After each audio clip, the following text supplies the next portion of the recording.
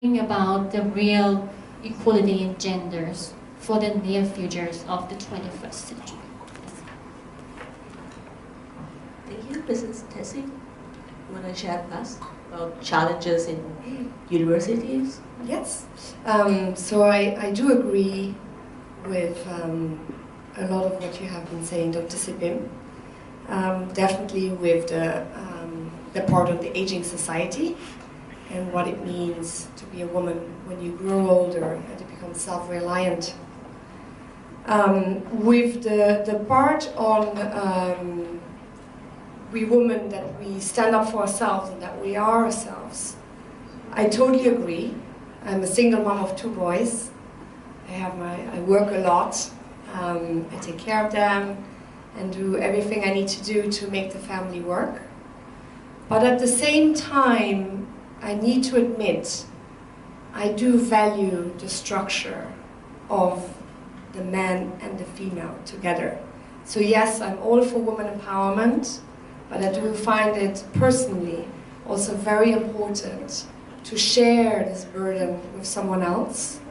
And so while we empower each other, which is very important, I think it is also equally important to be open-minded and open your heart to someone else and let him or her, whoever your choice of partner is, help you and take some part of it.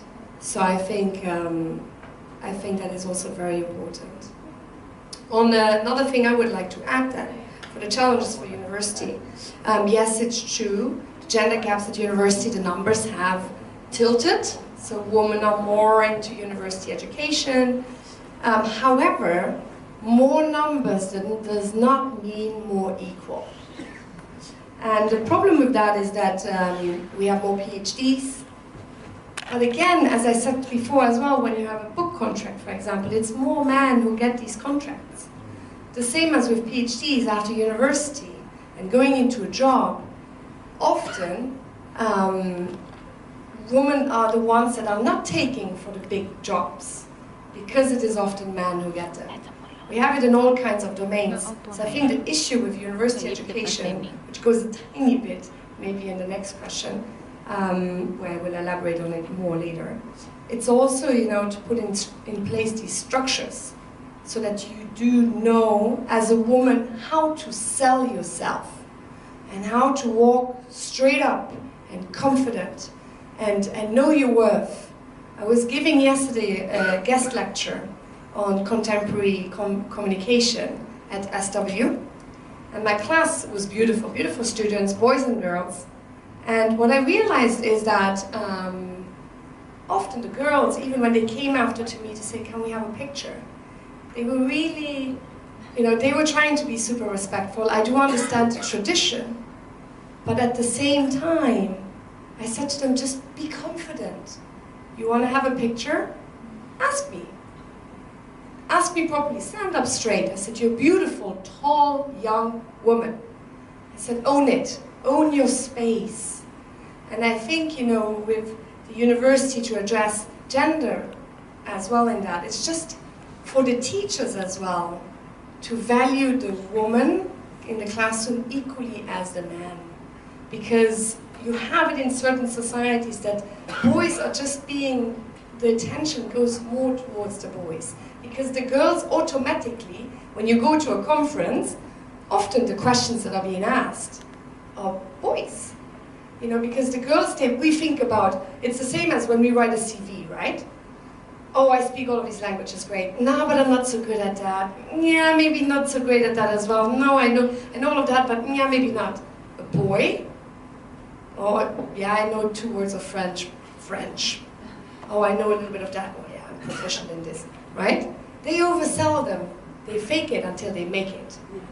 And we women, we don't do that very much because we are too scared, because we have been raised by generations of our parents that we need to be humble, respectful, shy, just don't be over-bolsing about yourself, right? Because that's not elegant, right? It's not gracious to talk about yourself and about your merits. that you actually are capable to be something more than just the daughter of or the wife. I have it all the time. But we need men to be in that conversation because they help us to lift us up. Because even until today, as you mentioned before, in politics here in Thailand, and so we have it in the UK as well, and in Luxembourg, we have more women, but as we said, we heard as well from Madame, we women, we don't empower each other enough. It's always a competition. And it's always because there's so many few spots, right? So if it's about you getting it or me getting it, of course I'm gonna go for it as well, right? But we need to realize that if we empower each other, we can push that we both get it. And push the man back a little bit. Also with the issue of university campuses, the last one, is that often when there is a problem, it's invisible and silenced. So no one talks about it. Because you don't want to talk about the bad things, right? Everything always looks great. When you go and visit something, when you're a visitor somewhere, or when you talk to someone, you always talk about the good things, right? We don't want to look bad. No, we're human beings. No one wants to look bad.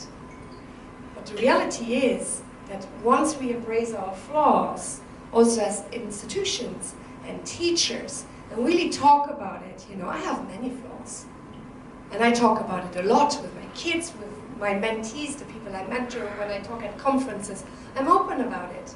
Yes, I get criticized for it, but people say, well, why is she saying all of that? You know, she shouldn't talk about that, not in her position. But define position to me, right? If we want change in our society, we need people to actually start talking and saying, this happens to me too, and it's okay. Because we are here to make a difference. We're not here to judge each other. We're not perfect, but we're all trying our best.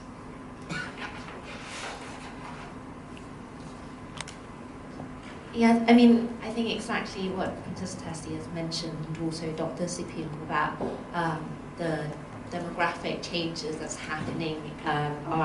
We're entering aging population even here now in Thailand. So obviously the decline in students that are applying to the university is also declining.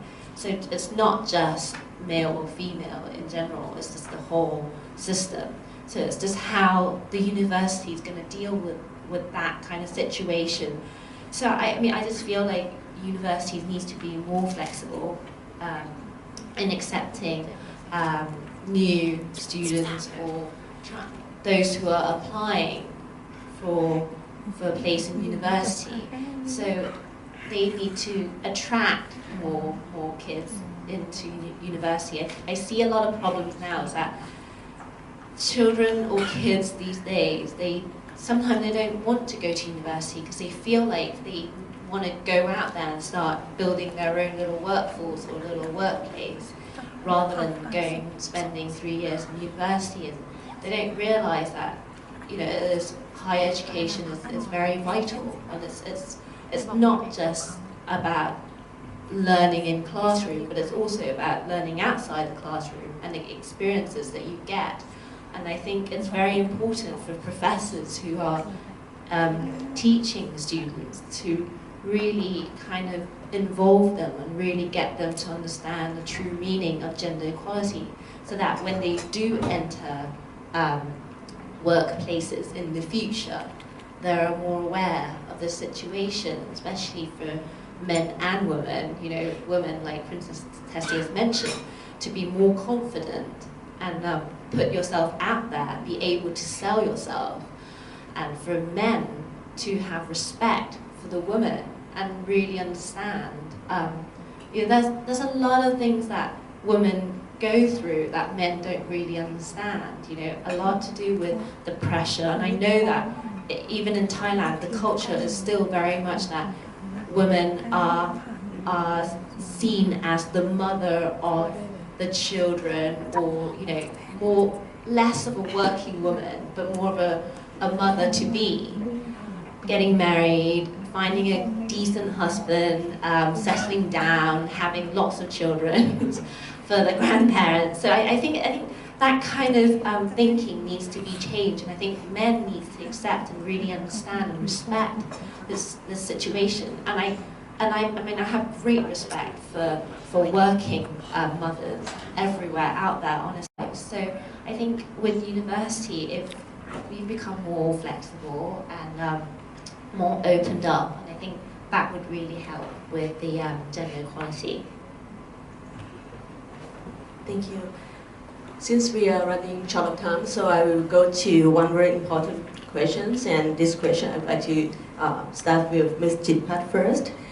So from what we have discussed over the issue of the gender equality, so what do you think, in your view, from the perspective of politicians, that you think you could help assist public and private sector or involve public and private sector to increase the number of female students, but not just the number of female students, but also female academia in terms of supporting them?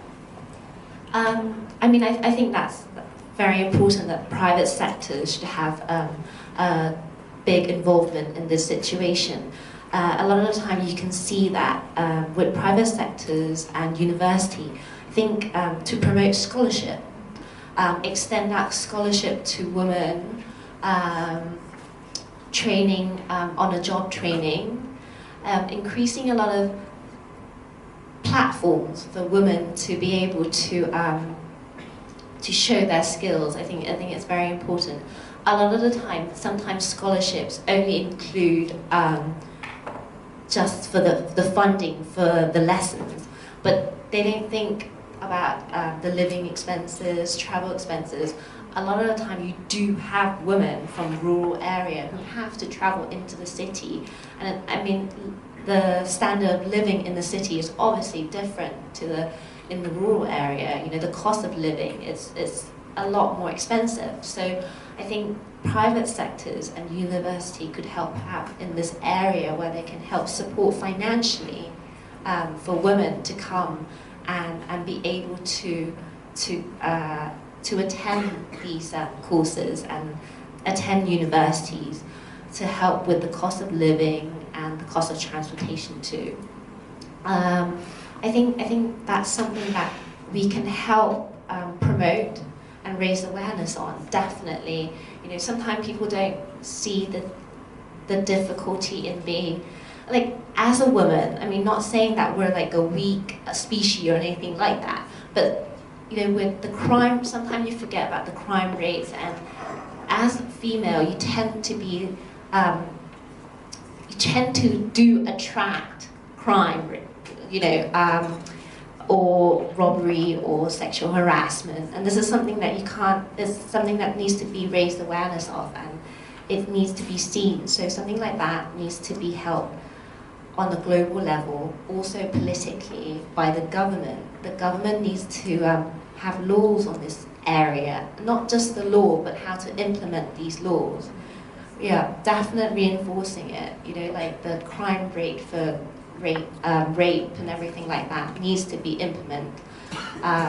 So I think if we all work together, not just the private sector, but the public sector, the government, university, all together and set up a team that we can work towards helping the security for women also, and promoting them to a safer working area, working places, or even to university. I think that's probably the way forward, and especially that, I think that will encourage women to come out and attend university, attend higher education, instead of, sometimes I know that with the culture here, they do feel that they need to stay at home, look after the parents, look after the grandparents, and basically losing a part of their lives. You know, by the time they realize that they're already in their 40s or 50s, and it's very difficult to come back and enter university or get a good higher education. And like Princess Tessie mentioned earlier, you know, education is everything. You know, it's something, it's so empowering. Anyone who is properly educated or has received higher education are more likely to be able to enter into good workforce and good working place. so that they can look after their family in the future. But it's just the journey towards that that place, you know, it's just how we as a citizen or as a political status can help along that journey. And